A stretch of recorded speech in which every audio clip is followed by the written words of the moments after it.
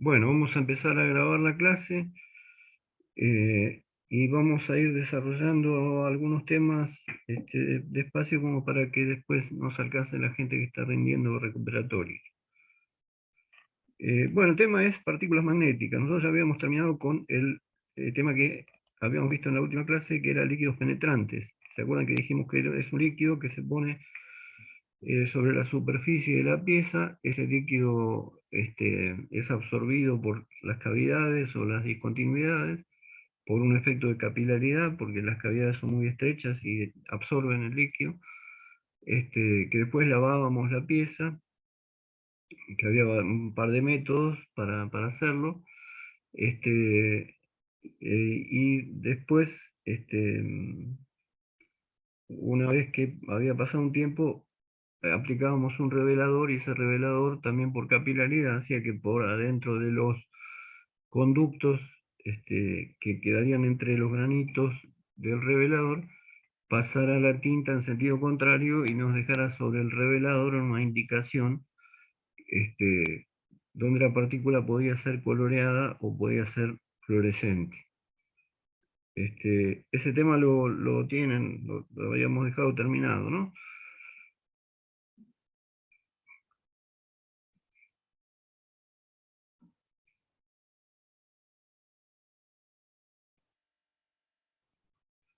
Bueno, vamos a partir de esto que está en el campus. En realidad hay dos apuntes que más o menos los dos dicen lo mismo en distinto orden.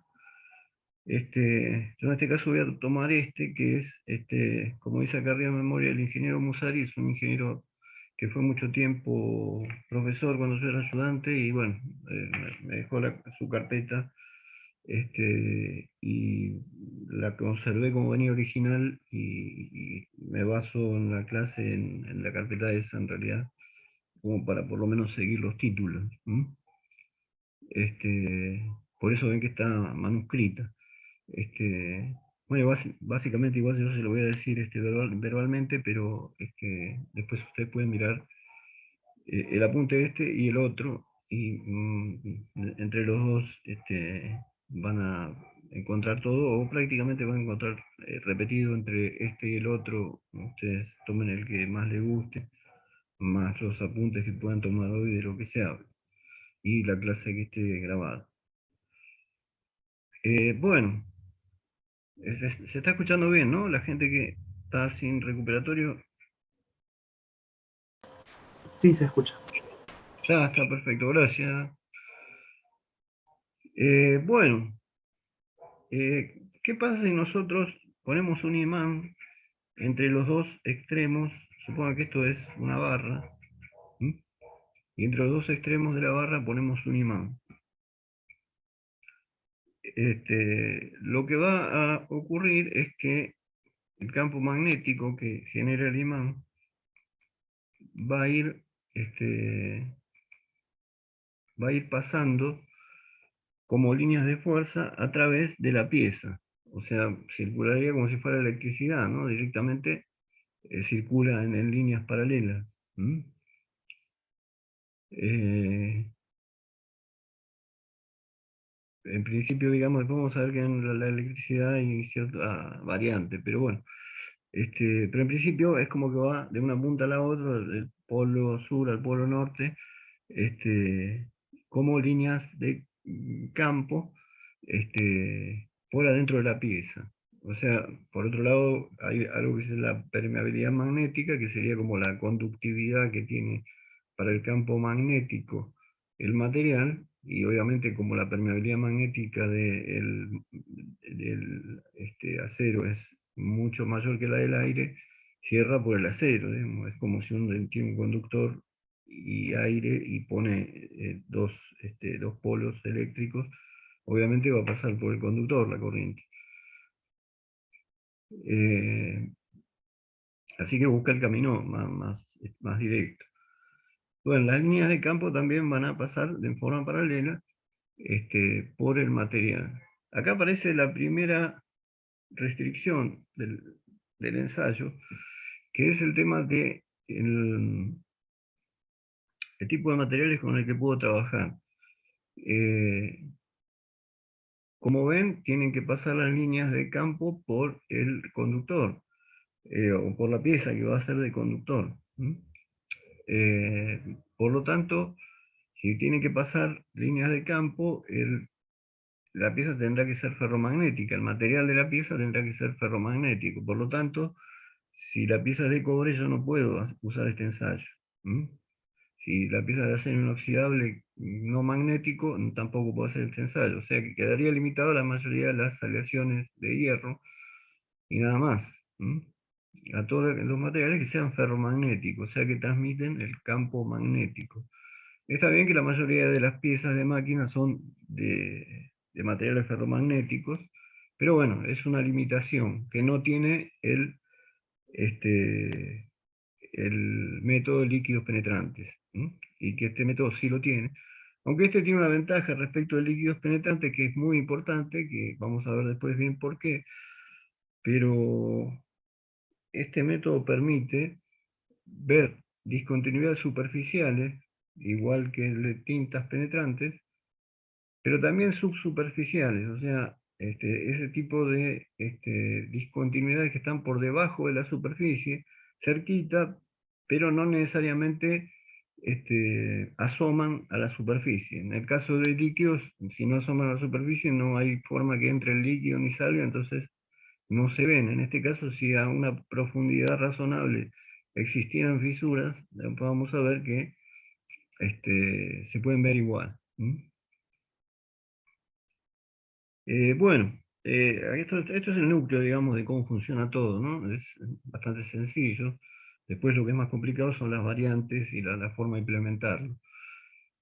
Si yo, en lugar de tener una pieza que está, digamos, sin defectos, y que las líneas de campo corren tranquilamente, sin ningún tipo de interrupción ni de perturbación, voy a tener las líneas paralelas. Ahora, si llega a existir alguna discontinuidad, acá hay una alteración, o sea, por, por la discontinuidad les cuesta más pasar, porque ahí ya no hay material, o sea, se están encontrando con un corte. Imagínense que esto es un corte de la fisura, o sea que estamos cortando la pieza y la fisura corre normal a esta cara, y entonces el perfil que me daría la fisura sería una especie, bueno, como lo vimos en tintas penetrantes, ¿no? Este, sería ahí como un triangulito muy, muy cerrado. Este, bueno, obviamente ahí se están encontrando con aire, o sea que el campo de fuga no puede pasar, no puede saltar la discontinuidad. Por lo tanto, se la tiene que arreglar pasando por la parte metálica que queda, o sea, puede ir desviándose por abajo y también por arriba, y lo que va a pasar es que alrededor de donde está la discontinuidad eh, se va a generar lo que se llama un campo de fuga, o sea, es una perturbación de las líneas de campo que tratan de pasar también por el lado de arriba, pero que en la zona de la discontinuidad tiene una característica especial por la forma que toman esas líneas de campo, que atrae, digamos, si yo tiro algunas partículas suficientemente pequeñas, es capaz de atraerlas. O sea, esa perturbación que se genera porque existe una fisura es capaz de atraer partículas. Por lo tanto, bueno, se fabrican partículas, después vamos a ver con qué criterio, se fabrican partículas magnéticas, o sea, hechas de un material ferromagnético, esto también necesito que sean ferromagnéticas, con ciertas características muy, muy finas, un granulado muy fino, y se tiran sobre la superficie con la pieza magnetizada, y si hay alguna discontinuidad, esos campos de fuga que se producen van a atraer las partículas que pasen por ahí, y el resto de las partículas se van a caer, digamos, a las que no estén agarradas por un campo de fuga van a seguir de largo, digamos. Esto es, después vamos a ver que sería lo que se llama el método de vía seca, Yo simplemente tiro las partículas, agito la pieza, la doy vuelta, hago que se vayan las partículas que sobran y me van a quedar solamente partículas adheridas en los defectos. Si hay defectos, o sea, si no hay defectos, no va a quedar nada y no va a indicar nada. O sea que, bueno, los campos de fuga atraen partículas y va a quedar las partículas pegadas en ese campo de fuga. La imagen que esto nos va a mostrar es bastante parecida al de tintas penetrantes, o sea, voy a ver también la línea como marcando la forma y la longitud de la fisura. ¿Mm? Pero por otro método que está basado en otra cosa, o sea, en este caso por algo magnético. ¿Mm? Y no es una tinta, sino que en este caso son partículas. Las partículas pueden ser fluorescentes y pueden ser coloreadas, igualmente que pasaba con los líquidos penetrantes. Si son fluorescentes, mejor, digamos, tienen más sensibilidad porque vistas con luz ultravioleta o luz negra, se ven con más precisión, digamos, se ve más intensa, digamos.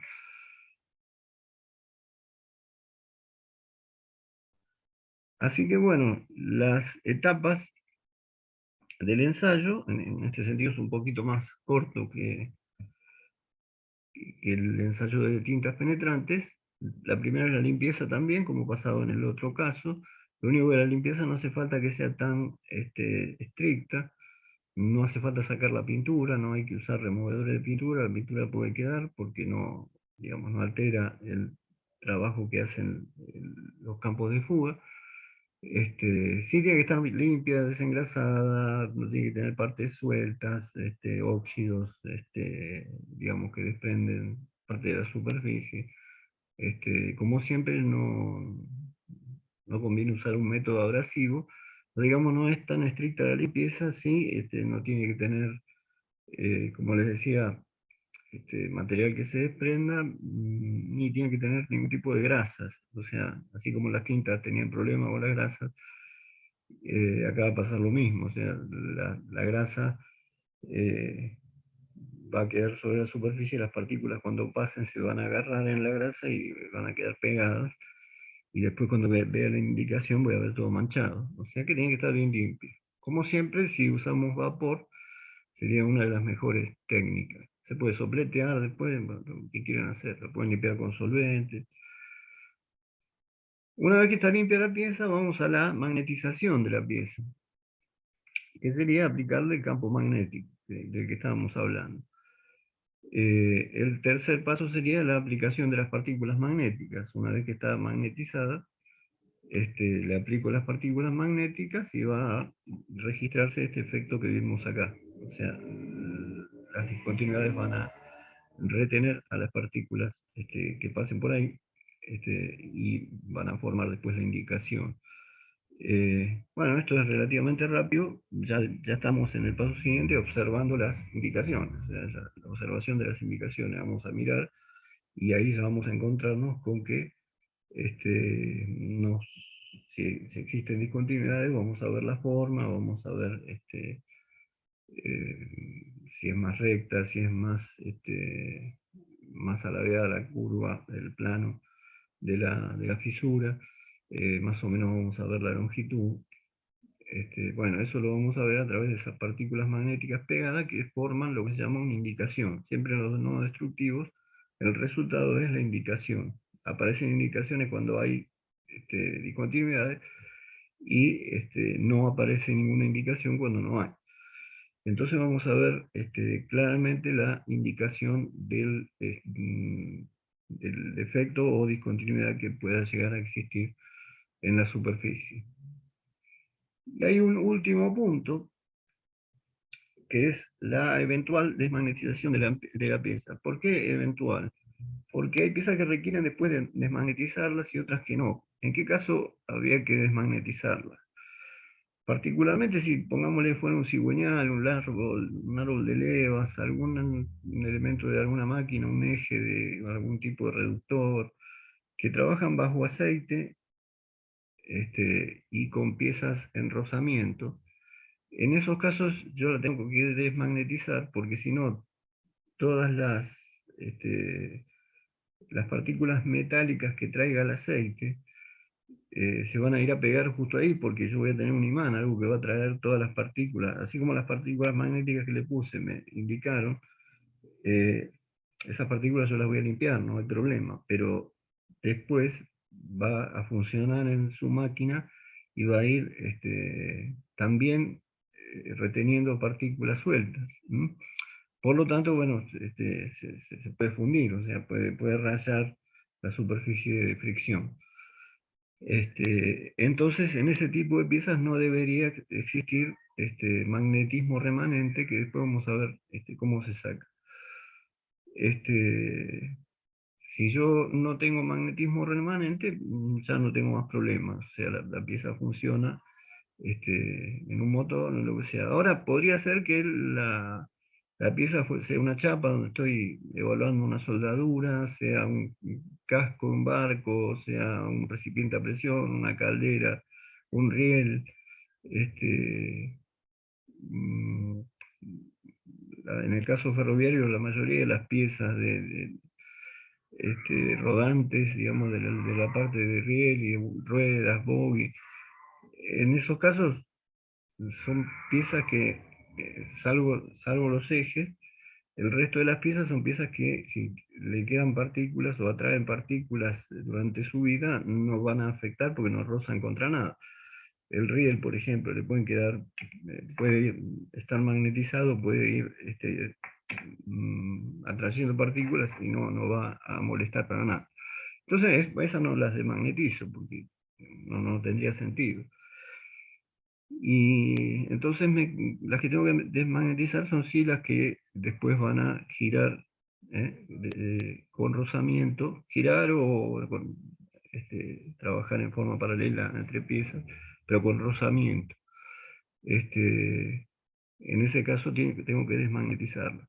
Y también podría darse que algún tipo de piezas de ese tipo yo les encuentre defectos y ya eso indique que la tengo que descartar porque tiene un defecto muy grande. Este, en ese caso tampoco la desmagnetizo porque igual la voy a descartar. Bueno, acá hay algunos factores que afectan la formación de las indicaciones, que es la dirección e intensidad del campo magnético, la forma y el tamaño de la discontinuidad, las características magnéticas de la pieza, las características de las partículas magnéticas y la forma de aplicación, la geometría de la pieza y el estado de la superficie de la pieza, que puede afectar la nitidez. O sea, la dirección e intensidad del campo magnético, cuando nosotros vimos los primeros dibujos, vimos que la discontinuidad estaba justamente a 90 grados del recorrido de las líneas de campo. Si fuera al revés y la fisura estaría en la misma dirección de las líneas de campo, la indicación no sería buena, porque ya los campos de fuga son más difusos, digamos, no es lo mismo que lo que estuvimos viendo. O sea, imagínense que en ese caso la fisura, en lugar de correr así, o sea que en el corte yo la veo de costado, la fisura corriera así, corriera en ese sentido. Digamos, ahí los campos de fuga son más dispersos y no va a funcionar. O sea, necesito que el campo magnético corra en un sentido normal a la discontinuidad. También es importante la intensidad del campo magnético. ¿Por qué? Porque cuanto más campo magnético pongo en juego, obviamente más grandes van a ser los campos de fuga. Si yo pongo un campo magnético muy bajito a trabajar, los campos de fuga van a ser más bajitos todavía, ¿no? Porque son una fracción de lo que es el campo principal. Por lo tanto, yo necesito tener la mayor potencia, el mayor campo magnético posible para que sea suficiente el valor de campo de los campos de fuga. Bueno, la forma y el tamaño de la discontinuidad puede también afectar la formación de indicaciones. Bueno, justamente la forma y el tamaño son lo que van a definir la indicación que yo tengo que ver. las características magnéticas de la pieza a ensayar, por supuesto, ya es lo que dijimos, no sirve si no son ferromagnéticas, o sea, esto se cubre simplemente con que sean ferromagnéticas. Las características de las partículas magnéticas y según cómo se apliquen, que podemos saber los métodos que hay para aplicarlas, que digamos varían los resultados según el método que adopte. La geometría de la pieza, eso influye en la formación de indicaciones porque hay piezas que tienen una forma muy compleja, entonces bueno, pueden llegar a hacer que se depositen partículas en lugares que en realidad no son defectos, que en realidad se formen campos de fuga en lugares que no son defectos, por ejemplo un mecanizado medio rudimentario, en realidad serían como ranuritas, y en ese caso podría, digamos, formar pequeños campos de fuga y retener partículas, ¿m? Sobre todo si hay algunas ranuras de mecanizado más grandes, retendrían campo de fuga y darían una indicación falsa, digamos, porque no es una discontinuidad, pero el campo de fuga se forma. Eh, bueno, la otra variable sería el estado de la superficie de la pieza, que es lo que decíamos, por eso es que la limpiamos, que puede afectar la nitidez de las indicaciones.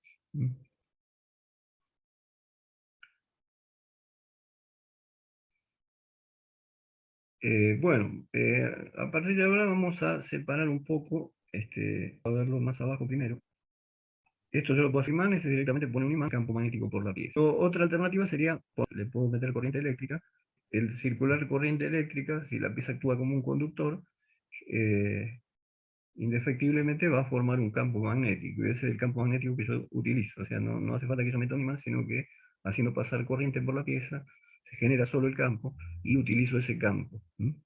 Eso o sea, cuando necesito un campo magnético alto. Con imanes, si uso, no tengo campo, digamos, el bajo no van a, en lugar de circula, esta U, esta ¿no? Que es capaz ordenada, ese sólido que es la que va a generar el campo, y ese campo, digamos, va a correr entre las dos puntas del tubo, digamos, ¿no? del cuerpo, digamos, del electroimán. Yo uso corriente eléctrica para formarse en unos bancos. Imagínense algo parecido a un tono donde ustedes tienen dos puntas, o sea, tienen que ser piezas alargadas. Si no, tengo que ir a los otros métodos, aplique este método a ejes.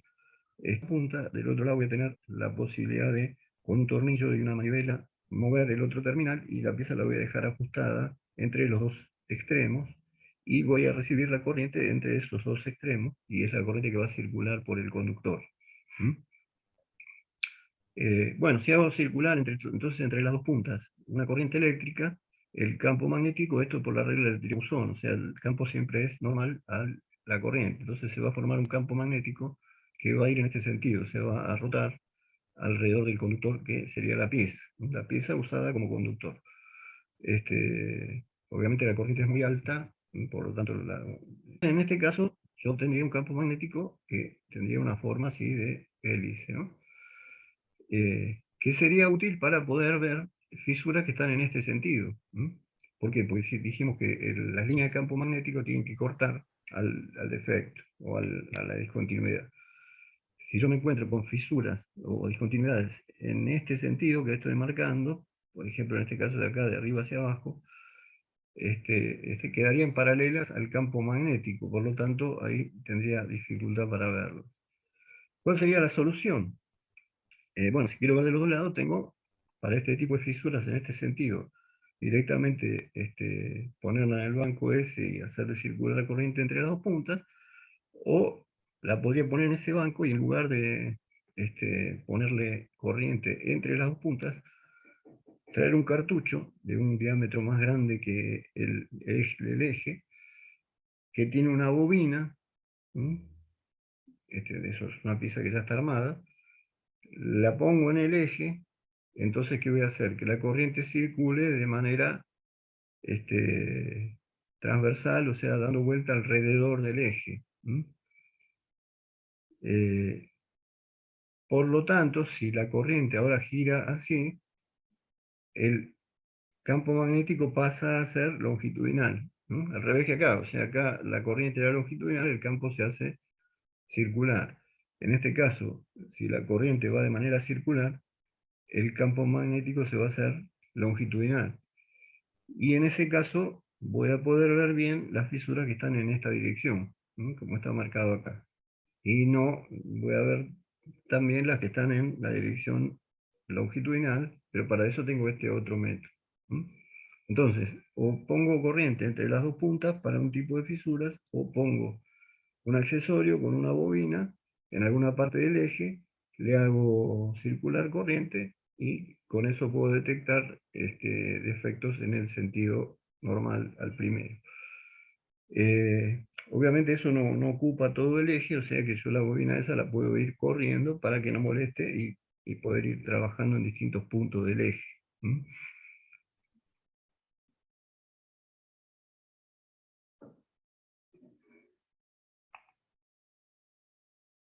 Bueno, entonces ya tenemos una clasificación que sería si lo hago por imanes, si lo hago por imán permanente, que prácticamente no existe, si lo hago por electroimán, que sí es muy usual, o si lo hago directamente por corriente eléctrica circulando por la pieza.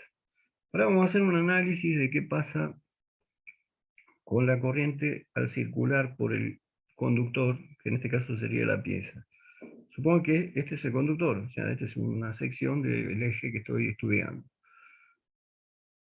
Y acá arriba estamos tomando como origen el centro de la pieza, cuánto valor toma el campo magnético en función de la distancia respecto de este eje medio del eje mismo, ¿no? Bueno, use corriente alterna o use corriente continua, en el eje de simetría, en el medio de todo, el valor del campo va a ser cero. O sea, no, es como si no circulara. ¿Por qué? Porque hay una distribución a lo largo de la sección de las corrientes. O sea, la corriente no circula en, digamos, en líneas de la misma intensidad, sino que es función de la distancia del núcleo hasta la periferia. Y la corriente alterna y la continua lo hacen con dos leyes distintas. La corriente alterna lo hace variando de 0 a un máximo en forma proporcional, por eso es una recta, y la corriente alterna lo hace a través de una curva parabólica. Esto es lo que se llama el efecto pelicular, por ahí vieron algo de esto en física o en alguna materia vinculada a esto, a temas más eléctricos o electrónicos. La corriente alterna tiene la característica de que se va toda para el borde. O sea, yo tengo el conductor, en realidad yo estoy viendo que la corriente alterna está circulando, pero en realidad no está circulando todo parejo. Casi toda la corriente eléctrica alterna está circulando por el borde, por la superficie del conductor. Y en el medio nada. Y adentro muy poco, o sea, toma esta forma de la línea roja, o sea, va subiendo y se hace, es muy baja en el interior, va subiendo muy despacito y sí se hace altísima en la periferia. La corriente continua es proporcional a la distancia, ¿no? Respecto del centro, donde es cero. Bueno, acá lo que le está mostrando es que si el material fuera ferromagnético, se distribuye como una recta y va a un valor más o menos el doble de campo magnético, y si el conductor no es ferromagnético, más o menos tiene el mismo comportamiento, pero en realidad esto está mal. Si no es ferromagnético, tiene este comportamiento donde va más arriba, en forma proporcional. Fíjense que voy desde el centro hasta donde termina el eje, hasta la superficie. Entonces, si no es ferromagnético, va subiendo así hasta un valor, y si es ferromagnético, el mismo conductor tiene un comportamiento parecido, pero más bajo. La corriente alterna, en realidad estamos hablando de cómo se distribuye la corriente, que es exactamente igual que cómo se distribuye el campo, porque el campo sigue a la corriente. Por lo tanto, la corriente alterna genera un campo, porque acá lo estamos llevando en unidades de campo, proporcional a la corriente. Entonces, para corriente alterna, el campo sigue este comportamiento también, y todo el campo se concentra en la superficie. Para corriente continua, el campo se va distribuyendo de una manera más lenta, proporcional a la distancia respecto del centro. Y en la corriente alterna incluso después queda un magnetismo en la parte exterior, que a una distancia de un diámetro más se hace la mitad, y a partir de ahí ya empieza a bajar rápidamente.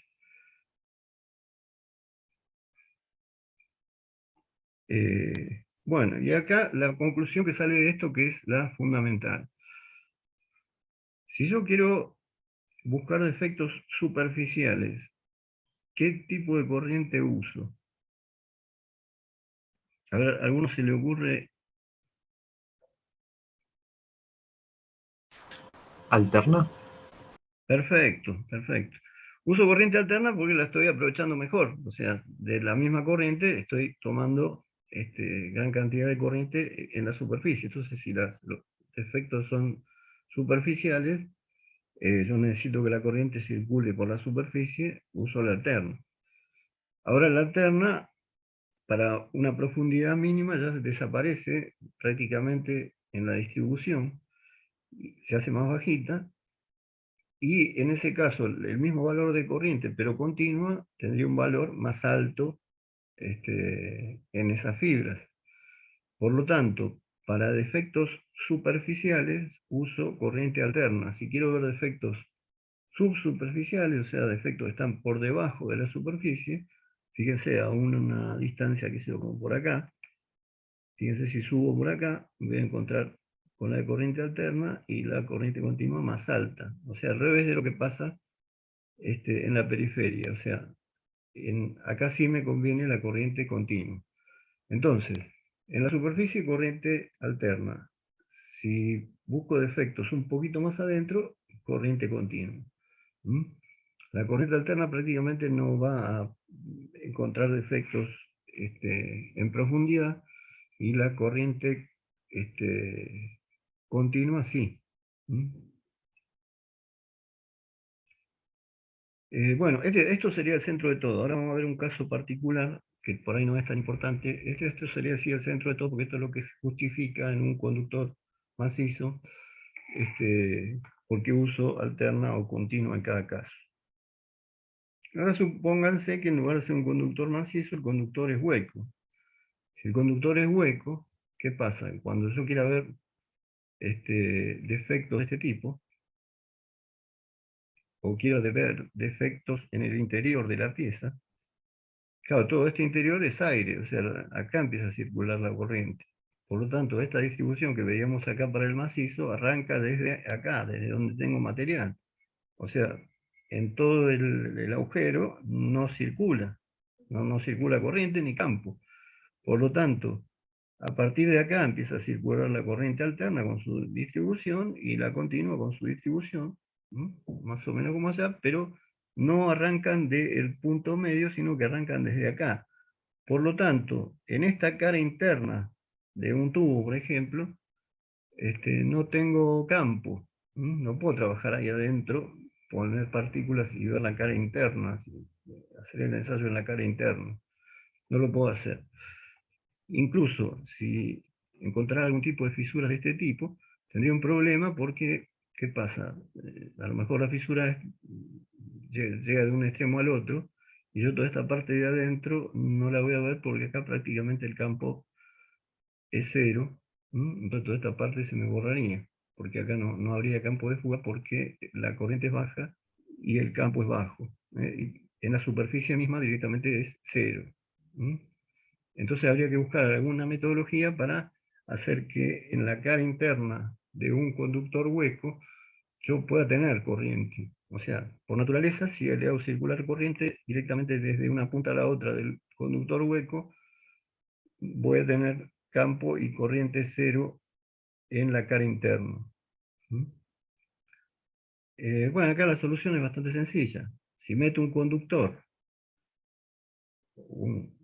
auxiliar, ¿no? Y ya no estoy utilizando la pieza como conductor, sino que le estoy metiendo otro conductor más fino por el hueco, hago circular la corriente.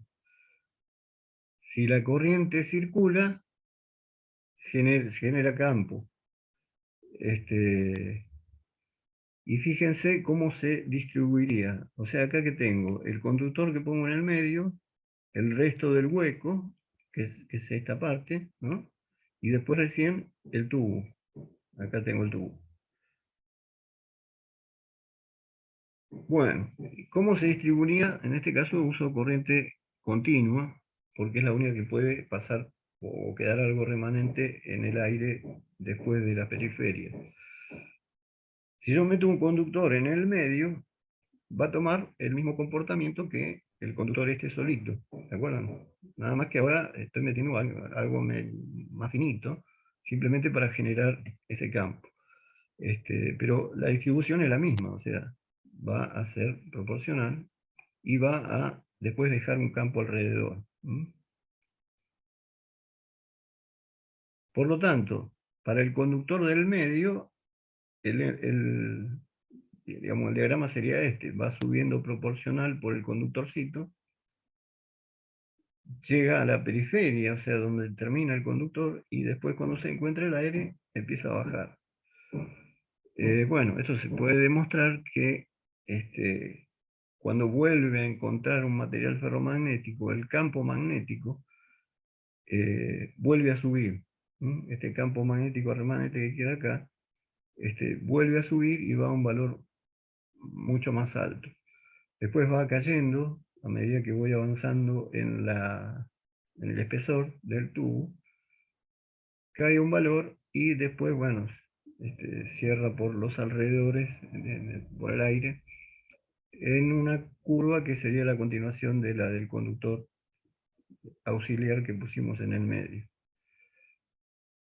Esa es la parte más difícil de entender, digamos, de todo este método, ¿no? Después lo demás es todo muy, muy sencillo y muy práctico. Entonces, ¿qué es lo que logré? Tener campo magnético en la cara interna de un tubo, ¿no? Cosa que si yo el tubo lo ponía directamente entre dos terminales de corriente, no tenía campo en la cara interna. Al poner un conductor auxiliar en el medio, obtengo el campo del conductor auxiliar, el conductor genera este campo, el campo después tiene este comportamiento, cuando llega al tubo toma esta forma, o sea, toma esta distribución, y después, bueno, toma este.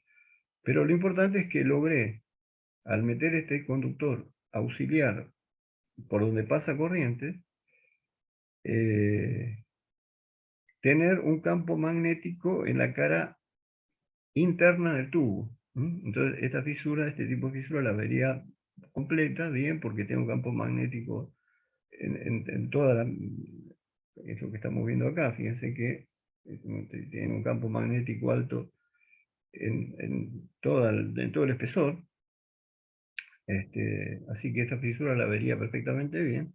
Incluso si el caño es relativamente grande, yo puedo meterme adentro y poner partículas magnéticas y analizar la cara interna, a ver si tiene defectos, que también podría tener.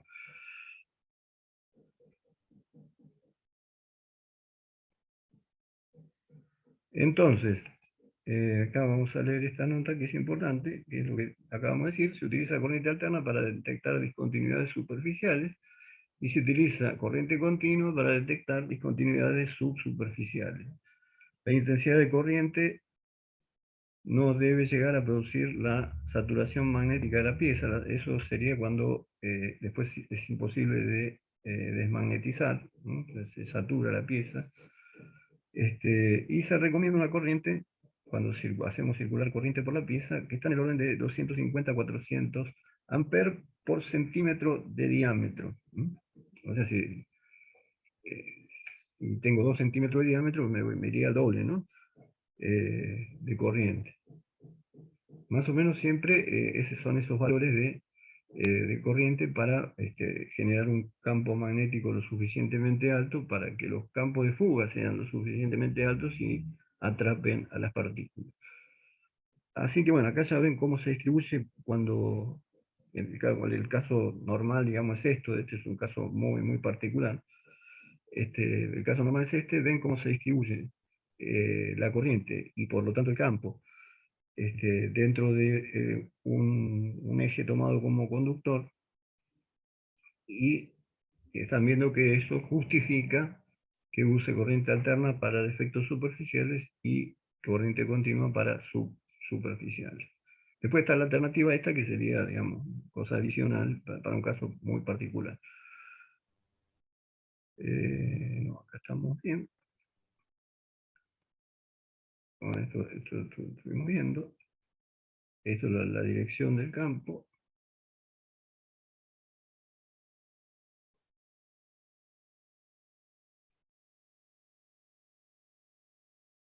Bueno, cuando la magnetización es por bobinas, o sea, en lugar de hacer trabajar la corriente pasando la pieza de una punta a otra, habíamos hablado de los valores de corriente que habíamos visto acá. Cuando en lugar de usar la pieza como conductor, estoy utilizando un solenoide o una bobina que está alrededor del eje para que genere el campo magnético que sea longitudinal, en ese caso, bueno, cambia un poquito las condiciones. Es muy importante las dimensiones de la bobina. El diámetro de la bobina no tiene que superar 10 veces el diámetro de la pieza. La longitud no tiene que ser demasiado corta ni demasiado larga, como para que la pueda ir corriendo. Puede hacer el ensayo por partes, o sea, puede ir corriendo la bobina y analizando los lugares donde no está la bobina y después correrla. Y acá estamos hablando de una corriente de 3000 a 5000 amperes por vuelta de solenoide. Por ejemplo, un ejemplo típico sería bobinas de 6 a 8 espiras. Son pocas, digamos, las vueltitas que da el conductor, separadas 3 centímetros entre sí.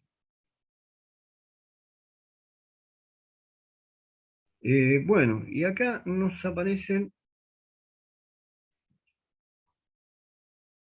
eh, dos tipos de aplicación de las partículas. Esto es muy importante porque, bueno, define ya el equipo que voy a usar, la serie de piezas que voy a trabajar. Y es la clasificación que lo clasifica los ensayos por ensayos hechos por vía seca y ensayos hechos por vía húmeda.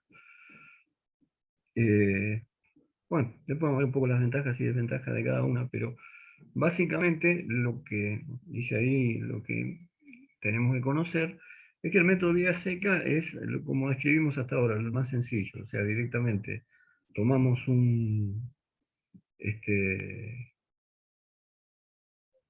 algún tipo de elemento que magnetice la pieza, un electroimán, o le hacemos circular corriente, o de alguna manera le generamos el campo magnético, tiramos las partículas. En el caso de vía seca, simplemente por agitación de la superficie, vamos a hacer que las partículas que sobran se vayan, que directamente salgan, y nos va a quedar finalmente la indicación con las partículas que quedaron adheridas a la discontinuidad.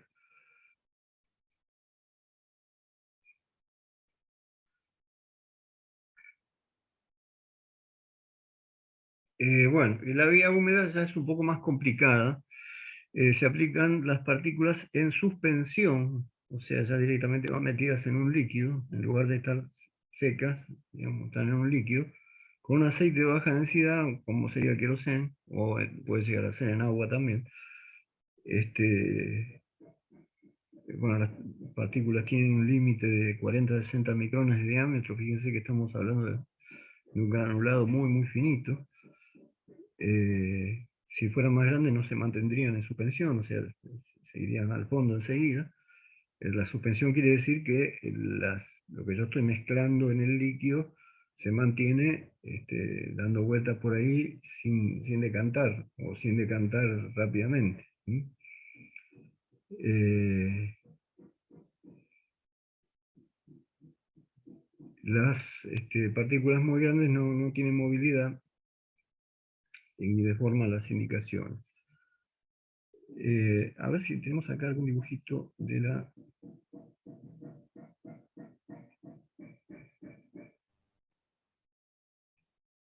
No, estamos entonces en vía húmeda y yo ahora les voy a mostrar, voy a tratar de hacerlo a través de este, voy a ver cómo me sale, de la pizarra. La máquina de vía húmeda básicamente es un recipiente, una mesa de trabajo que está en el medio,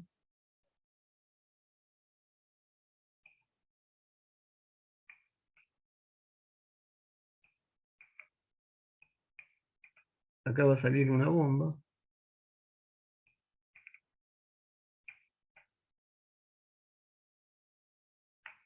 la bomba tiene una cañería, la cañería va sobre la mesa de trabajo. Y acá, en este recipiente, es donde voy a tener esa suspensión, esa mezcla de partículas magnéticas más líquido. ¿Se entiende? ¿Se llega a ver el dibujo?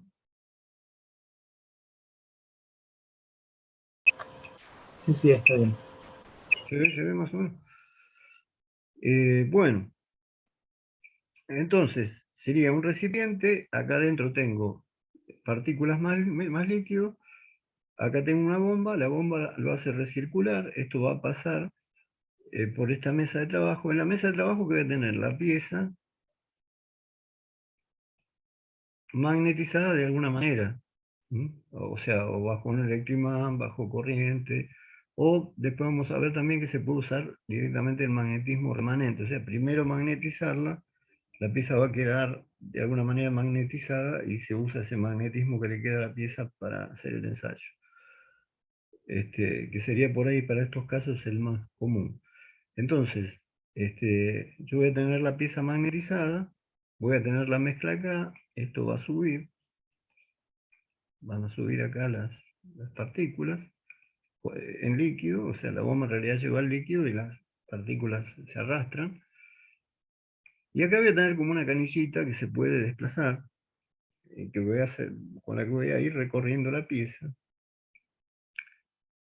Y la movilidad ya no se la voy a dar agitando la pieza, sino que se la va a dar la mezcla con el líquido, de manera tal que esa mezcla corre por la superficie de la pieza que estoy examinando, y si las partículas tienen que quedar atrapadas en un campo de fuga, que es una discontinuidad, se van a quedar, y si se tienen que ir, el líquido las va a arrastrar, se las va a llevar. O sea, una vez que llegue una cantidad de partículas sobre la discontinuidad, ya no entran más. Y el resto, bueno, hay que sacarlas y tiene que quedar limpita la superficie de la pieza para que vea bien la indicación.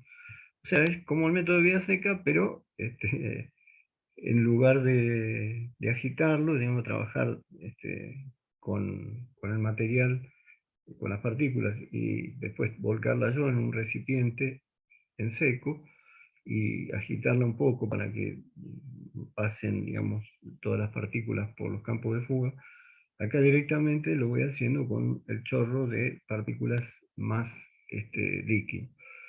Por lo tanto, digamos, el método prácticamente sería el mismo, nada más que en un caso es mecánico y en otro caso es a través de un líquido. Acá abajo entonces dijimos que tenemos partículas en suspensión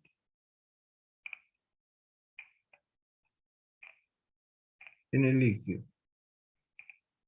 Lo que tengo que hacer es, de vez en cuando, agarrar un recipiente,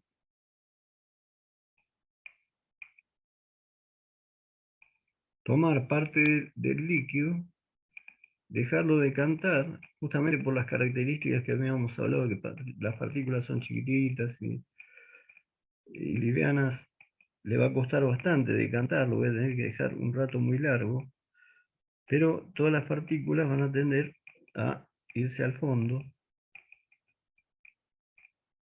a ver si llegan a ver, y el líquido va a quedar arriba. Entonces con esto ustedes pueden medir la proporción de partículas en líquido. ¿Por qué? Porque las partículas se van perdiendo, o sea, en la medida que o se salpica el líquido y caen partículas, o hay partículas que quedaron en una pieza y formando la indicación, yo saqué la pieza, después la miro y bueno, esas partículas no vuelven al líquido. Entonces cada vez hay menos partículas. No es mucho la diferencia, pero tiene que ser bastante exacta la proporción. Entonces, cada cierta cantidad de ensayos, relativamente alta, voy a hacer este muestreo para ver la proporción. Si faltan partículas, le voy a poner la cantidad de partículas que corresponda como para que quede la proporción bien de nuevo. ¿Mm? Bueno, entonces como les decía, acá esto podemos decir que por acá, una vez que trabajó sobre la pieza, vuelve a caer el líquido desde acá arriba, ¿m? Y yo voy a hacer el ensayo. Después iré al método que mejor me sirva, que sería verlo si la partícula es coloreada a simple vista o si es fluorescente con luz ultravioleta. Bueno, ¿qué pasa con este método? O sea, ¿por qué a veces se usa método de vía seca y de vía húmeda? El método de vía húmeda está bueno para series muy grandes. O sea, si yo hago un control de calidad en una fábrica y van saliendo cantidad de piezas, yo estoy permanentemente haciendo ensayos, se justifica tener un equipo de estos, que es un equipo pesado, digamos, tampoco es portátil, o sea, está para poner en un lugar que las piezas pasen por ahí y yo hacer el ensayo. No, no es un equipo portátil, o sea, no es un equipo para ir, que yo quiero ir a una caldera y hacer el ensayo por única vez, eh, controlo la caldera y me voy. En ese caso no voy a llevar un equipo de vías húmedas, porque no puedo meter la parte de la caldera en el equipo seguro, ni tampoco puedo andar transportando el equipo o sea, esto no lo puedo llevar de un lado a otro. Entonces lo que se usa cuando uno trabaja en campo, digamos, un gasoducto, por ejemplo, ¿m? O un casco de un barco, eh, o un riel, perfectamente, tengo que ir lejos, uno que va a usar un método portátil, va a usar siempre el de vía seca. ¿M? El de vía húmeda es un método estacionario, o sea, es una máquina pesada, grande, fija, que requiere energía eléctrica, que bueno, tiene ciertas complicaciones, pero sobre todo que es pesada, por lo tanto queda fija en un lugar y es para grandes series. ¿No? A su vez, si yo voy a hacer un solo ensayo y me voy, tampoco se justifica que yo mezcle las partículas con el líquido, haga todo el trabajo porque después las perdería. ¿No? Una vez que me tengo que ir, no tengo forma de volver a separar las partículas del líquido. Entonces, eh, para casos, digamos, que necesito cierta portabilidad, voy a usar el método de vía seca siempre, y el método de vida húmeda queda, digamos, reducido solamente al caso de que sean series largas, se justifique el costo del equipo.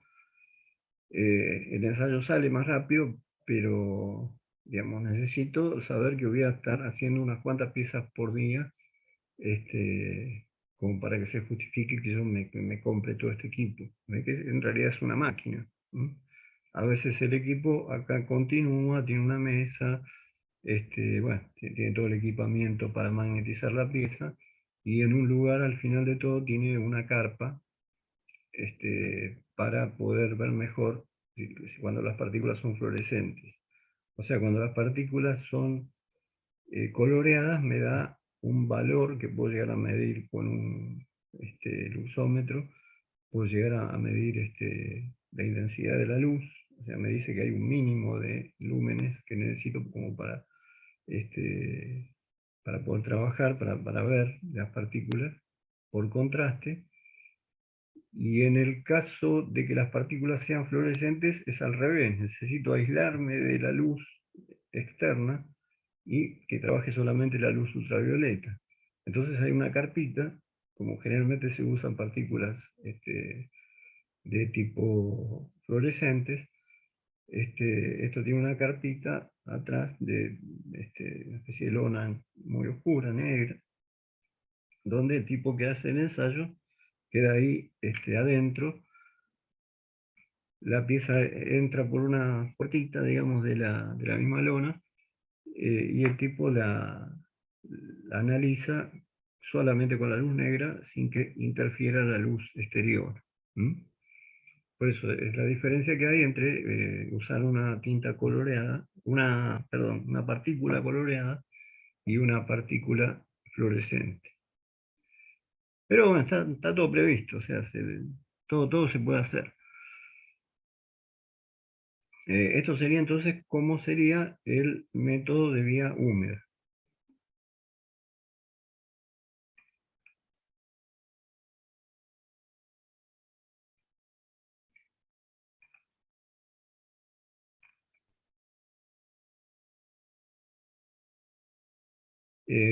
Bueno, la movilidad y las indicaciones que generan por el arrastre del líquido. O sea, básicamente la idea va a ser la misma. Campo magnético, campos de fuga, eh, atracción de las partículas por el campo de fuga, eh, quitar las partículas que están de más y después observar las indicaciones. Bueno, esto se los voy a contar un poco, las propiedades que tienen que tener las partículas. Dentro de las partículas que se usan para esto, el granulado es muy finito, pero se pueden diferenciar. Hay partículas relativamente gruesas, ¿eh? Y relativamente finas. En principio uno diría, las finas son las más livianas y son las que van a atrapar los campos de fuga, ¿no es cierto? Si las partículas son más pesadas, el campo de fuga le va a costar más agarrarlas, seguramente no, a lo mejor ni las agarre. Entonces necesito lo más finitas posibles las partículas para que los campos de fuga las atrapen.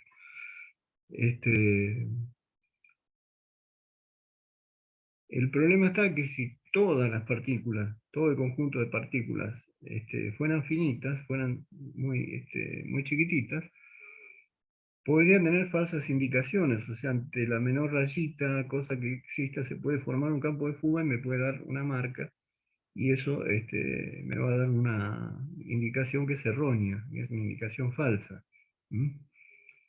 Por lo tanto, lo que voy a hacer es esto lo hace el fabricante. O sea, si ustedes van a un catálogo de Manaflux, por ejemplo, que fabrica este tipo de productos y también los de tintas penetrantes, si van a un catálogo van a ver las distintas especificaciones, para qué sirve cada uno, y ahí van a elegir el que a ustedes les conviene más para el trabajo que quieran hacer. Pero es el fabricante mismo el que cumple con la norma y sabe cómo es la formulación, o sea, cuántas partículas, qué proporción de partículas más grandes y más chicas, y qué medidas tiene que tener las partículas, o sea, la mezcla la hace el fabricante, pero lo que sí sabemos es que hay partículas finitas que son las que dan la indicación, y partículas un poco más gruesas que de pronto no van a servir para la indicación, pero van a servir para arrastrar, sea por vía seca o por vía húmeda, a las partículas finitas que queden en lugares que son campos de fuga, pero no son discontinuidades, digamos, para que no dé indicaciones falsas, erróneas. Entonces, partículas finas son las que van a dar la indicación, y partículas gruesas simplemente para provocar el arrastre y sacar a las partículas de la superficie y de posibles campos de fuga erráticos que no sean de efecto. Entonces, ¿se entiende la idea? Lo que necesito son que haya partículas finas, obviamente, para poder tener la indicación. Pero si fueran todas finas, medio como que afectaría la indicación y se mezclaría con otras cosas. Entonces, las mezclo con gruesas, las gruesas van a desplazar a las más finitas de los lugares donde no están muy pegadas. Obviamente no las van a sacar de los defectos de los campos de fuga, porque ahí ya están más atrapados por un campo de fuga más alto. Entonces, voy a tener, digamos, fluidez, se va a ir moviendo el conjunto de partículas, y las finitas van a quedar agarradas, y todo lo que sobra se va a salir. Y me va a quedar la indicación que después yo voy a mirar. Como le decía, puede ser coloreada o fluorescente. Bueno, y en cuanto a las formas, las formas que pueden tomar las partículas pueden ser redondeadas o pueden tomar una forma tipo de alargada, como si fuera un grano de arroz, una forma alargada.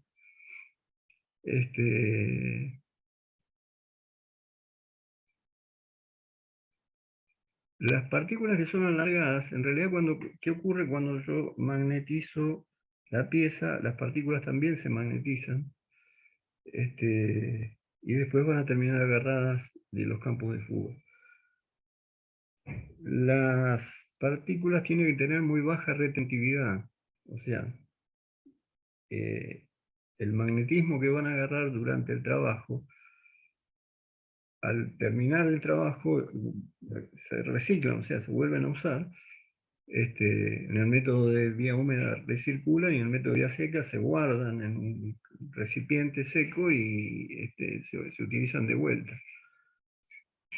Tienen que tener baja retentividad, o sea, tienen que retener poco el campo magnético, se tiene que ir rápido, o sea, ya digamos un material especial, donde el magnetismo se les va a ir muy rápido, y van a tener baja retentividad magnética, o sea, pasado un tiempo muy cortito, van a quedar de vuelta como estaban, o sea, no van a mantener ese campo magnético, o sea, van a, si bien se transformaron en imanes durante el momento que estuvieron bajo el campo magnético, se van a volver a transformar en un hierro común, digamos, no magnetizado, no magnético. Eso es lo que se llama baja retentividad, tiene que tener baja retentividad. La pieza va a tener la retentividad que tenga lo que yo estoy ensayando, o sea, eso no lo puedo elegir, ¿no? O sea, por ahí la pieza tiene alta retentividad y me va a costar un poquito más después desmagnetizarla. Me puede llegar a costar más porque tiene mayor retentividad, pero la pieza no puedo elegir el material porque es la pieza que yo tengo que analizar. Lo que me den, tengo que analizar. Es suficiente con que sea ferromagnético. Pero las partículas, como son justamente están hechas para hacer este trabajo, justamente están hechas de un material que tiene baja retentividad, o sea que no se quedan transformadas en imanes por mucho tiempo. Bueno, pero durante el trabajo sí, cuando está todo magnetizado, las partículas están magnetizadas también, o sea que se transforman en pequeños imancitos. Si las piezas son alargadas, siempre hay un polo norte y un polo sur, o sea, cualquier imán tiene definidos los dos polos, es un campo potencial, va de un polo a otro, la línea de campo. Eso es bastante conocido de física. Si las piezas son más alargadas, es como que es más fácil para la naturaleza hacer que se genere ese polo norte y ese polo sur. O sea, voy a tener los polos con mucha más facilidad. ¿Por qué? Porque al ser alargada, uno es el norte y otro es el sur, pero digamos, dónde van a estar los polos ya está definido por la forma de la pieza, van a estar en los extremos. Cuando la pieza tiende a ser una esfera, es más difícil definir dónde va a quedar el polo norte y el polo sur. Por lo tanto, cuando se magnetizan las piezas, cuando estoy trabajando, haciendo el ensayo y está todo magnetizado,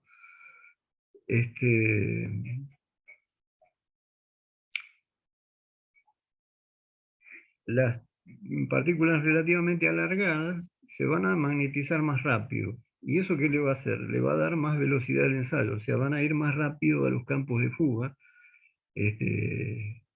porque se va a formar más rápido el dipolo, o sea, el magnetismo que va a tener la partícula, que va a tratar de pegarla al magnetismo que tiene la discontinuidad por los campos de fuga, se va a dar mucho más rápido que si la pieza tarda estamos hablando de tiempos muy bajos, pero tarda un poquito en definirse dónde está el norte, dónde está el sur. Entonces, las partículas alargadas le dan velocidad al método, le dan mayor velocidad, o sea, las indicaciones se forman mucho más rápido. Por el tema de que definen muy bien el dipolo y muy rápidamente. Entonces uno diría, bueno, está bien, entonces las partículas tienen que tender a ser alargadas. Pero no pasa eso, porque cuando yo tengo las partículas magnetizadas y las guardo, le decía que tiene que tener baja retentividad magnética, o sea, lo más rápido posible perder el magnetismo y dejar de ser imancitos. Pero un tiempo les lleva, o sea, no es instantáneo, o sea, tienen baja retentividad, pero tienen todos los materiales retentividad, o sea, quedan magnetizados un tiempito. Ustedes fíjense que si en un imán cualquiera ustedes ponen una pieza ferromagnética que no es magnética, se les va a magnetizar, o sea, se les va a volver como un imán, después va a funcionar por un tiempo como un imán. Si tiene baja retentividad, más rápidamente va a desaparecer ese efecto y se va a volver a convertir en lo que era. Entonces ustedes van a tener esas partículas alargadas, que son las que nos convienen justamente para que la indicación sea más rápida. Pero el problema está claro que por más baja retentividad que tenga, van a quedar magnetizadas. Cuando yo esto lo guardo en un frasco o recirculan en un sistema de vía húmeda, ¿qué pasa? Las alargadas,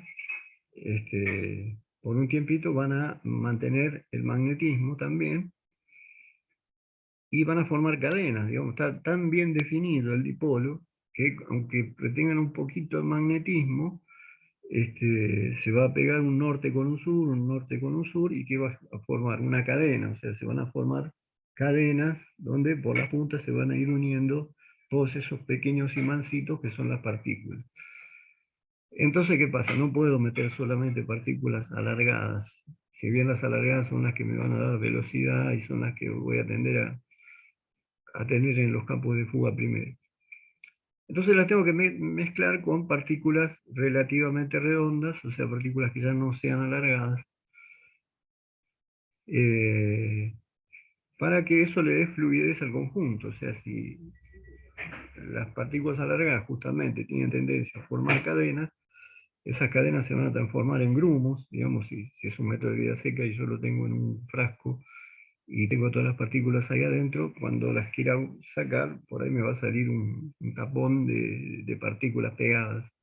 O por lo menos se van a formar grumos, va a haber unas cuantas partículas que se pegan en distintos lugares,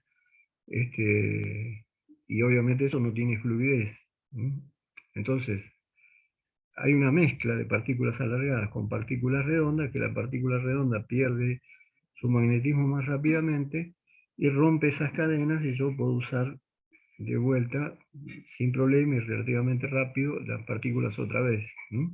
Y el método de vía húmeda también, se puede dar la vuelta, van a volver a pasar las mismas partículas siempre, pero no van a formar cadenas, por lo tanto no van a generar grumos, a generar algún tipo de falta de fluidez del conjunto. Entonces, las que son relativamente redondas o esféricas, lo que buscan es simplemente tratar de romper las cadenas y por lo tanto darle fluidez al conjunto. Pues yo necesito que el conjunto de las partículas se mueva bien, tanto por vía seca o por vía húmeda, tenga movilidad, o sea, se desplace fácilmente, no tenga dificultades para desplazarse, ¿no? Y que cada partícula esté suelta, no estén pegadas entre sí. Entonces, bueno, las partículas tirando a formas esféricas tienden a romper las cadenas que se pueden formar en las alargadas.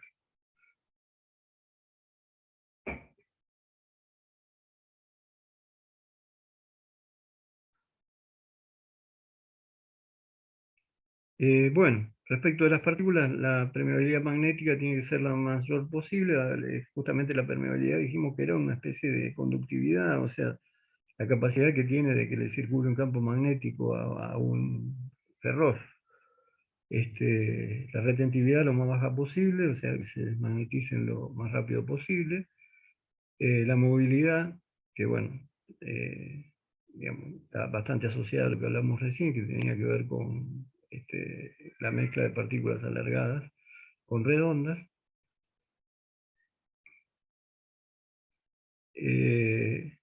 Después tiene que tener buena visibilidad y contraste. Bueno, obviamente eso se le da a través de pigmentos.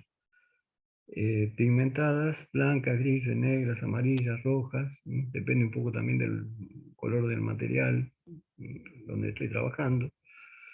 La gran mayoría son rojas cuando son coloreadas, o fluorescentes, donde es mucho mejor. Digamos, voy a directamente ir a una luz negra y la voy a ver con mucha más claridad, por lo tanto le va a dar más sensibilidad al método. Y tiene que estar bien pigmentada la superficie, o sea, lo que tiene que tener el cuidado del fabricante es que está agarrando una partícula muy chiquitita, le está poniendo un pigmento arriba, y eso tiende a formar una pelotita. Entonces, si la capa de pigmento es demasiado gruesa, ¿qué pasa? Pierde sus propiedades magnéticas, porque está ahí en el medio perdida la parte de metal, y después hay una capa de pigmento, sea fluorescente o coloreado. Y no, digamos, él tiene que usar unos pigmentos especiales que dejan una capa muy finita, que le dan el color o la fluorescencia, pero que no le afectan sus propiedades magnéticas, o sea, la capita de pigmento es muy finita, bien, bien finita. Por lo tanto, para la partícula, para el comportamiento magnético de la partícula, es como si no tuviera esa capa. Pero no puede formar una pelota de pintura con una partícula chiquita dentro. Tiene que ser la partícula predominante, que tiene que tener la capita que le dé el color o la fluorescencia. No sé cómo está la gente que estuvo con el recuperatorio. No sé si alguno está conectado, si pudieron terminar. Sí, profe, yo lo terminé. Está. ¿Todos terminaron? ¿Todos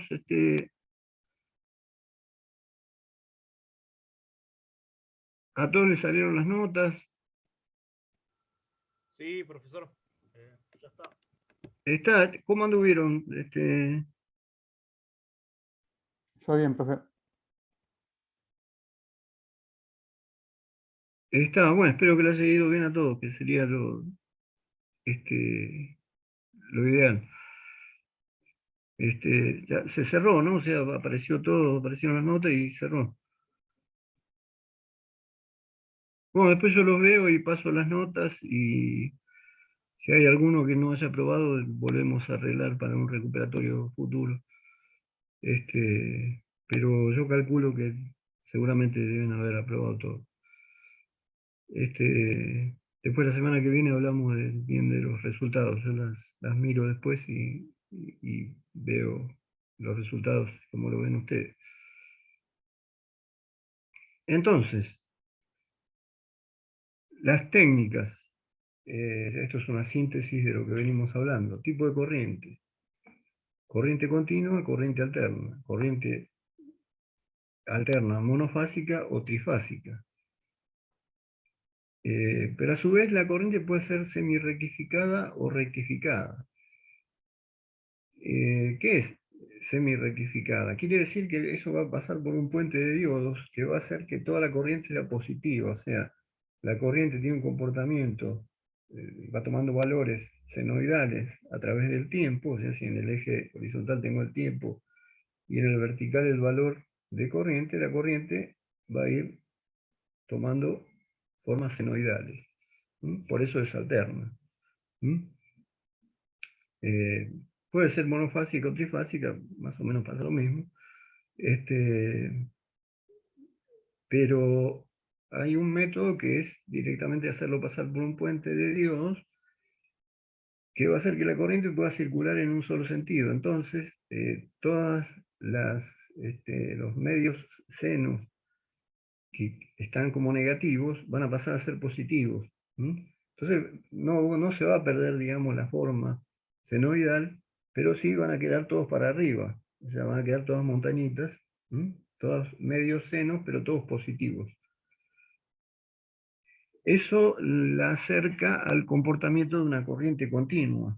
De hecho, en la mayoría de los casos, las fuentes de corriente continua son semirrectificadas. Con un método electrónico más complejo, yo puedo hacerla rectificada, o sea, directamente transformarla en una corriente continua, o sea, no en una corriente que sube y baja entre 0 y un valor, siempre del mismo lado, que es lo que logré al semi-rectificarla, sino que voy a ir a una corriente que va a ser directamente de un valor constante, directamente continuo. Bueno, todas se pueden usar y vamos a ver después un gráfico que nos va a decir en qué campo se comporta mejor una y la otra. Bueno, los tipos de partículas según el pigmento coloreado o fluorescente. La aplicación vía seca o vía húmeda.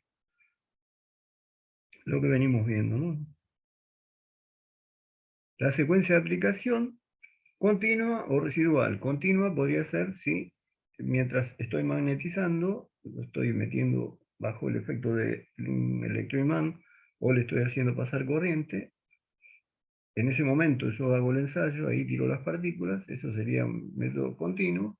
O residual es si lo magnetizo fuerte, esto queda magnetizado, o sea, se convierte en un imán toda la pieza, y con ese magnetismo que quedó, yo hago el ensayo, o sea, lo saco de toda máquina de magnetización y la pieza ya tiene su magnetismo y ya tiene sus líneas de campo, y trabajo directamente con la pieza como está, porque la pieza se volvió magnética. Ahí obviamente voy a tener que desmagnetizar con mucho más trabajo, ¿no? En el caso de desmagnetizar. Pero es el método residual, o sea, es un método válido. Puedo magnetizar y después trabajar con el campo magnético que se formó. Bueno, la dirección de campo magnético, esto lo hablamos. Si la corriente va en sentido longitudinal, el campo va en sentido circular. Si va en sentido circular, puede detectar fisuras que cortan a la línea de campo, por lo tanto son longitudinales. Si es longitudinal, la dirección del campo magnético será porque la corriente que yo le puse era circular, pero al ser longitudinal el campo va a cortar a las discontinuidades que estén en este sentido, ¿no? En el sentido de la sección. Y multidireccional es cuando corriente de las dos maneras a la vez. Entonces ahí no tengo que andar cambiando y en un mismo paso yo veo todas las posibles discontinuidades a la vez. ¿Mm?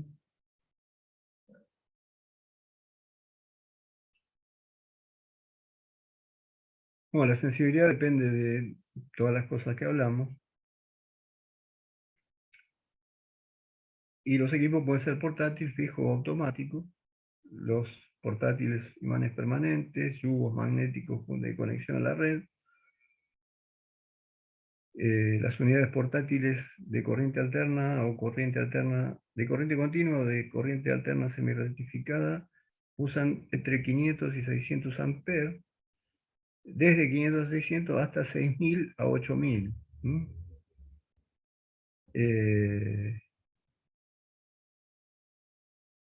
Bueno, lo que está diciendo es que tengo que asegurar una buena limpieza en la superficie de contacto, porque si yo le voy a hacer circular entre las dos puntas de un eje corriente, si las puntas no hacen un buen contacto, como la corriente es tan alta, van a empezar a saltar arcos, o sea, se va a producir especie de microsoldaduras, ¿no? Van a saltar arcos y van a fundir el material. Normalmente van a fundir el electrodo de donde viene la corriente, pero tengo que evitarlo, entonces tiene que estar bien limpia la superficie de contacto, tiene que hacer un buen contacto.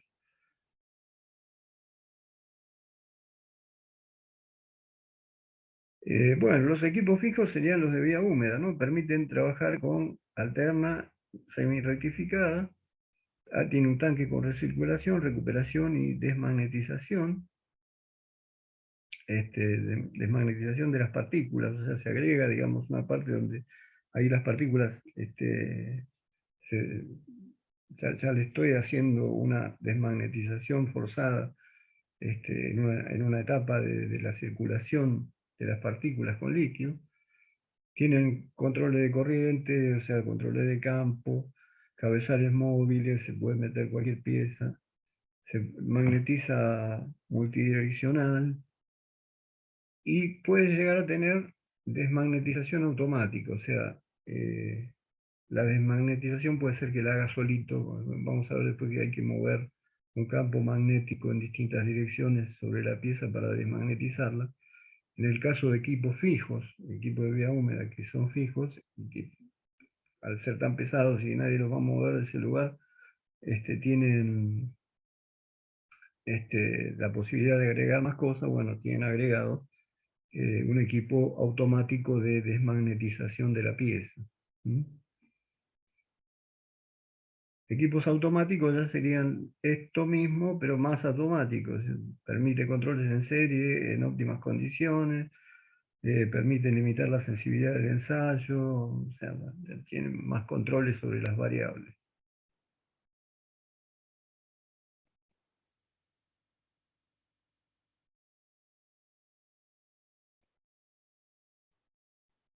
Bueno, ¿qué método voy a elegir? Según el tipo de fisuras o tipo de defectos que yo espero encontrar en una pieza.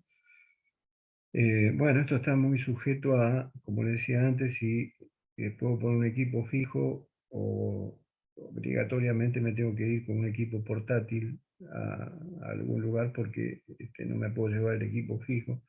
Pero bueno, todo eso está en función de si quiero ver fallas superficiales o subsuperficiales, a la forma y tamaño de la pieza, a la dirección respecto al eje de la pieza, la orientación, o sea, tienen todo lo que venimos hablando, o sea, tiene que ver cómo aplico el campo, cómo aplico la corriente, todo en función de la posición de las fallas, o sea, eso más o menos lo tengo que tener en cuenta, lo tengo que tener previsto para encontrar, pues como siempre les digo, cada pieza más o menos ya es de esperar que tenga asociado un tipo particular de defectos o de discontinuidades en una determinada dirección, de una determinada profundidad. Entonces, bueno, en función de todo eso yo podría elegir cuál es el método que más me conviene. Obviamente, según la dirección, voy a tener que usar la dirección de la corriente y el campo, según la dirección de las discontinuidades que espero encontrar. Bueno, en función de todo eso voy fijando yo cómo voy a hacer el ensayo. También tiene que ver el tamaño y la forma de la pieza, no siempre se puede meter entre puntas para darle corriente. Características magnéticas de la pieza, a veces necesito más corriente porque la pieza es menos ferromagnética. Consideraciones económicas, bueno, eso como ya hablábamos bastante de la diferencia de costo de un equipo fijo y un equipo portátil. Y bueno, el sistema de magnetización, vía seca, corrientes continuas para fallas superficiales, vía húmeda, corriente alterna para fallas, vía seca para fallas subsuperficiales y vía húmeda para fallas superficiales. Bueno, esto que dice acá se va a ver bien ahora en el gráfico. Este gráfico, enseguida se van a dar cuenta que es muy sencillo. Me está diciendo cómo se comporta la corriente alterna semi-rectificada, la continua y la alterna. Y en función de la corriente que yo estoy haciendo pasar, ¿qué profundidad puedo llegar a analizar?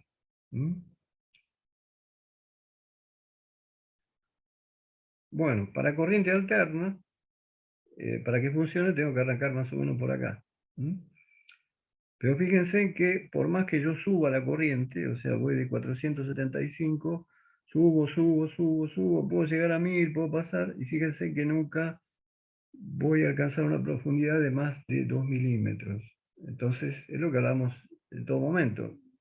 Fallas subsuperficiales, no, superficiales. ¿Por qué? Porque la profundidad que alcanza la corriente alterna está limitada. En este caso me está marcando que con altas corrientes puedo llegar a 2 milímetros, es muy poco. Entonces, corriente alterna, acá se ve claramente que queda reducida a las discontinuidades superficiales. Estas son las profundidades que puede alcanzar y esta es la corriente que le puede dar. Obviamente ya en los otros casos, a mayor corriente me va a dar más profundidad. Así trabaja la corriente continua.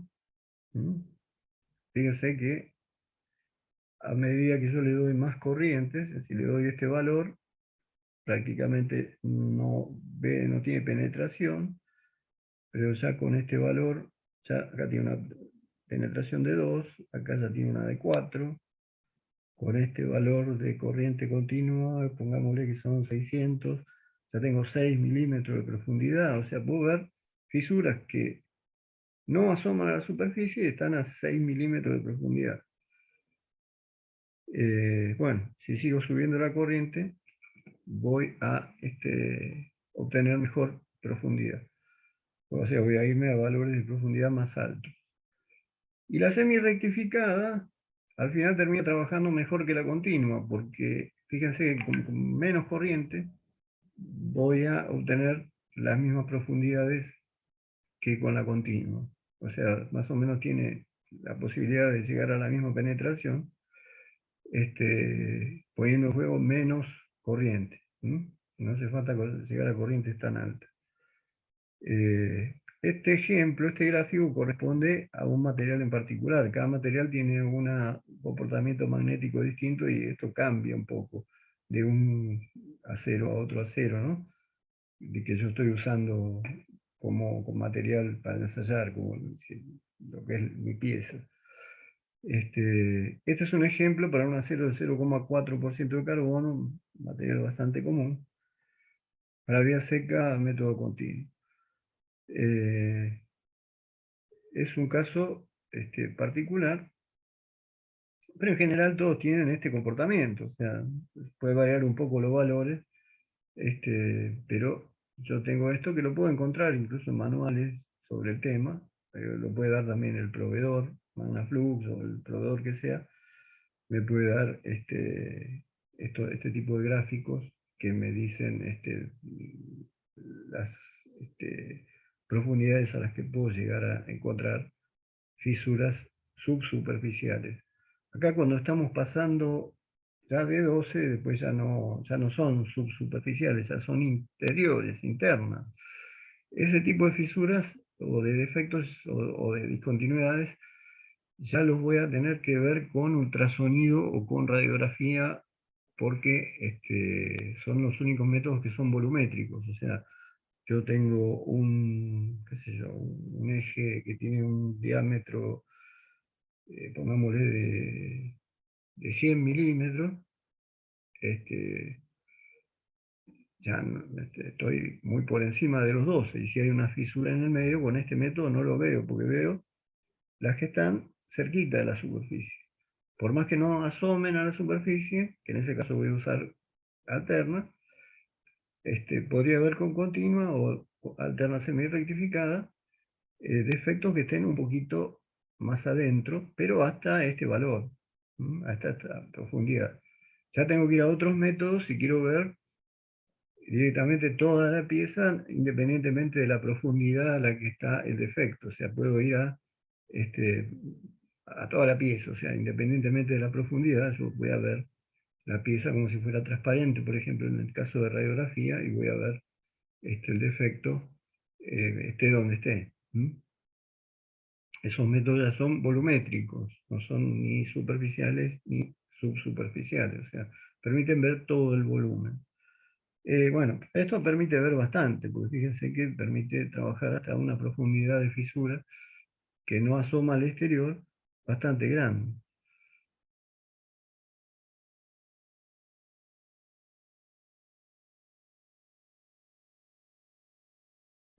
Hay un método, que acá vamos a parar porque esto es importante. No sé si está escrito. Hay un método muy interesante que es directamente usar aerosoles. Así como vi en los kits que vimos en la clase anterior de los líquidos penetrantes, de las tintas, con sus reveladores, sus solventes, que el proveedor me los vende en cajas o los puedo ir comprando. Bueno, se venden para el método de partículas magnéticas, partículas en aerosol en suspensión. O sea, están en suspensión como las de vía húmeda, pero tiene un gas que empuja las partículas cuando yo gatillo, y sale pulverizado el líquido con partículas. Yo puedo hacer muy, muy portátil ese método, porque es directamente llevar un frasquito, entonces no es ni vía seca ni vía húmeda. Incluso el mismo líquido arrastra, digamos, todas las partículas que están de más, porque cuando yo lo someto a campo magnético la pieza vibra bastante. Entonces, cuanto más corriente, más vibra, ¿no? Pero la pieza vibra y yo voy a tener mm, la posibilidad de que el líquido que tiré con el aerosol, que tiene partículas en suspensión, se mueva, y las partículas se vayan acomodando. Es un híbrido, digamos, es un poco como si fuera de vía seca, porque en realidad no requiere ninguna bomba, es así, muy portátil, y tiene parte de vía húmeda porque en realidad está en suspensión con un líquido. Esto se está usando muchísimo, sobre todo por la portabilidad, o sea, esto yo lo puedo llevar a cualquier lado y tranquilamente trabajo y no hay ningún problema. Tiene un tema económico, o sea, si yo, acá volvemos al tema económico de las series largas y cortas. Si yo en realidad tengo una serie demasiado corta, o sea, voy y hago un ensayo de vez en cuando, y digamos, la cantidad de ensayos que hago periódicamente no es muy alto, me conviene tener el sistema en aerosol porque va a ser más económico, va a ser más liviano, o sea, pero va a ser más económico hasta cierto punto, o sea, porque cuando la serie se hace más grande y yo hago más cantidades de ensayos más seguido, calculen que las partículas que vienen en aerosol se pierden, o sea, tengo que comprar otro aerosol, o sea, las partículas no se reciclan, o sea, yo las tiro con el aerosol Hago el ensayo, todo bárbaro, salió, hay defecto, no hay defecto, termino, limpio, pero las partículas las perdí. O sea, esas partículas ya no las vuelvo a recuperar. Este, cuando el ensayo no es muy frecuente, no es nada, digamos. Así, después cuando se me termina compro otro aerosol y lo uso. Pero digamos, para series grandes sí, digamos, a lo mejor ahí digamos, estoy perdiendo demasiadas partículas que tienen un costo. Entonces ese método con aerosol de pronto me conviene reemplazarlo por vía húmeda o por vía seca, donde ahí sí se reciclan las partículas. O sea, el aerosol es muy práctico, pero bueno, tengo que saber que se pierden partículas. Pero en realidad un aerosol de esto dura un montón.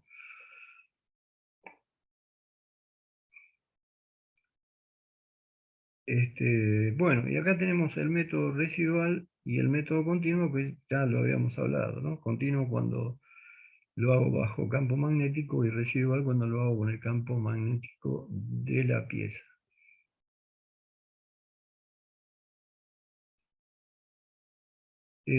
A ver, son las 7. Bueno, vamos a seguir un poquito más.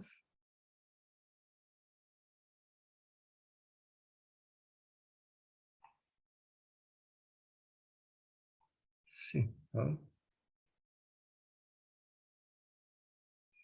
Bueno, ya volviendo al método de vía seca y vía húmeda, esto que le decía del aerosol sería una alternativa bastante interesante, pero tenemos los métodos tradicionales, son vía seca y vía húmeda. ¿Cuáles son las ventajas de la vía seca?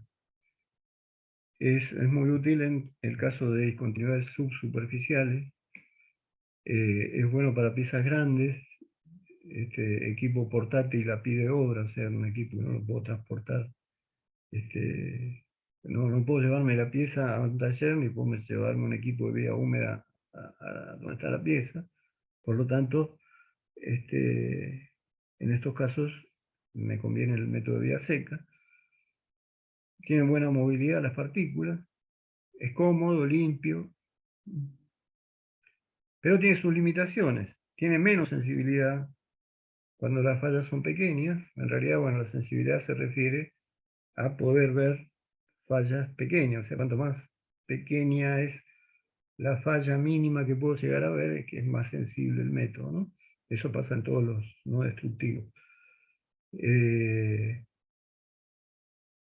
de vía seca se complica más cuando las piezas tienen una geometría irregular, por lo que hablamos, ¿no? Yo tiro las partículas, después agito la pieza, y por ahí me quedan partículas en algunos lugares medio complicados, ¿eh? Cosa que con el método de vía húmeda no ocurre porque el líquido va empujando y va sacando lo que está de más. Es más lento el de vía seca, difícil de automatizar, prácticamente no hay nada automático. Y se pierden más partículas, o sea, no se pierden porque yo las recupero, cuando hago el ensayo después las vuelco de vuelta en un recipiente y eso después lo vuelco en un frasco. Se recuperan bastante, pero bueno, se pierden más que en el método de vía húmeda. El método de vía húmeda tiene como ventajas gran sensibilidad, cubre con facilidad, o sea, es como que es más fácil controlarlo, o sea, con el chorro de las partículas yo voy barriendo una superficie más grande con menos complicaciones que con la vía seca. Rapidez para el control en serie, o sea, es muy rápido, yo puedo hacer pasar una pieza atrás de otra, es rápido y puedo hacer cantidades grandes, justamente esa es la aplicación que tiene el método. Es fácil de automatizar, bueno, y se puede recolectar el sobrante.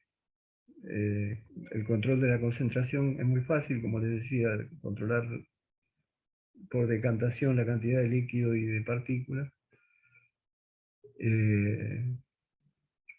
Y tendríamos las limitaciones del método de vía húmeda. El método de vía húmeda le cuesta ver fallas subsuperficiales, o sea, con corriente continua, que estén más adentro de 1 milímetro. Simplemente por la forma que tiene el método. Riesgo de incendio, imagínense que si está en suspensión en querosén, estoy trabajando con corriente eléctrica, con combustible, es un poco, hay que tener bastantes medidas de seguridad. Necesito un circuito de circulación y agitación, necesito todo el sistema de bombas, todo eso, bueno, eso ya se sabe que es así el equipo. Necesito limpiar la pieza con mucho más cuidado que en la vía seca, porque acá no solamente me afectaría los resultados si yo trabajo con una pieza que no está bien limpia, sino que a su vez me contaminaría el líquido con partículas, y esa contaminación queda ahí, porque se vuelve a reciclar y ya queda contaminado. Por lo tanto, de ahí es importantísimo que la pieza esté recontra limpia, porque si no contamino todo. Bueno, y el control de la concentración ya lo hablamos. Bueno, queda una partecita muy cortita, y sería cómo se ven las indicaciones, que lo vemos en la clase que viene. O sea, cómo se forman las indicaciones ya sabemos, pero bueno, cómo interpretar, o sea, digamos, las líneas generales para interpretar qué es una fisura, qué es un poro, qué es una fisura más grande o más chica. Así que bueno, eso lo estaríamos viendo en la clase que viene. Y por hoy estaríamos terminando. Yo después veo los recuperatorios, y ya por hoy estaríamos. Si están de acuerdo todos, no sé si a alguno le quedó alguna duda de algún tema de estos. Por mi parte no, pero